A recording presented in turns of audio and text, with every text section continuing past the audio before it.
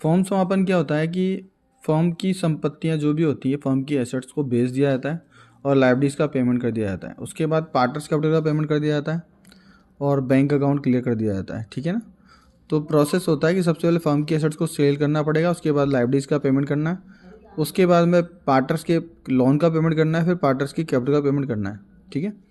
तो उसमें क्या होता है, 3 अकाउंट खुलते हैं, realisation account, partners capital, cash और बैंक अकाउंट। तो हम रियलाइजेशन अकाउंट को समझ लेते हैं पहले। ये रियलाइजेशन अकाउंट है। देखो सबसे पहले जो भी आपकी बैलेंस शीट दे रखी है आपको, है ना, उस बैलेंस शीट की सारी एसेट्स यहाँ ट्रांसफर कर दो तो उस सन्ड्री एसेट्स के नाम से, जिसमें क्या नहीं आएगा, कैश नहीं आएगा, बैंक नहीं आएगा, और जो भी प्रॉफिट एंड लॉस है, एडवर्टाइजमेंट सस्पेंस है, डेफर्ड रेवेन्यू एक्सपेंडिचर है, वो यहाँ पर नहीं आएंगे, सिर्फ सन्ड्री एसेट्स आ जाएगी। ठीक है ना। उसके बाद में आपको सीआर में ट्रांसफर करनी है सन्ड्री लाइबिलिटीज़। सन्ड्री लाइबिलिटीज़ में जो नहीं आएंगे वो आइटम क्या हैं।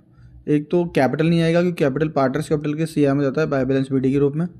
General reserve fund, profit and loss, ये सारे आइटम नहीं आएंगे। ठीक है। बाकी सारी लाइबिलिटीज़ यहाँ ट्रांसफर कर दो आप। क्रेडिटर है, बीपी है, बैंक ओवरड्राफ्ट है, बैंक लोन है, पार्टनर्स के लोन्स हैं, वो सारे यहाँ ट्रांसफर कर दो।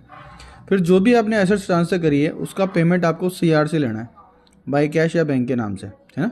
तो एसेट्स यहाँ आएगी, उसको जैसे ही सेल करोगे आप तो बाई कैश या बैंक के नाम से आप उसको दिखाना कि डेटर से मिले, फर्नीचर से मिले या मशीन से मिले, जो भी पैसे मिले आपको वो टोटल कैश या बैंक के नाम से दिखाने हैं आपको।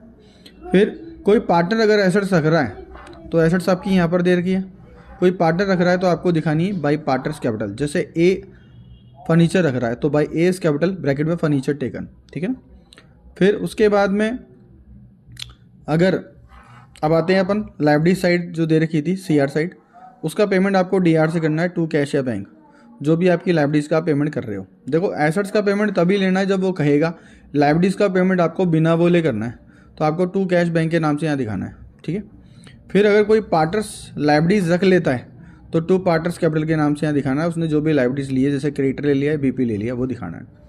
कैश या बैंक, जो भी रियलाइजेशन के एक्सपेंसेस होंगे वो यहाँ दिखाने पड़ेंगे आपको।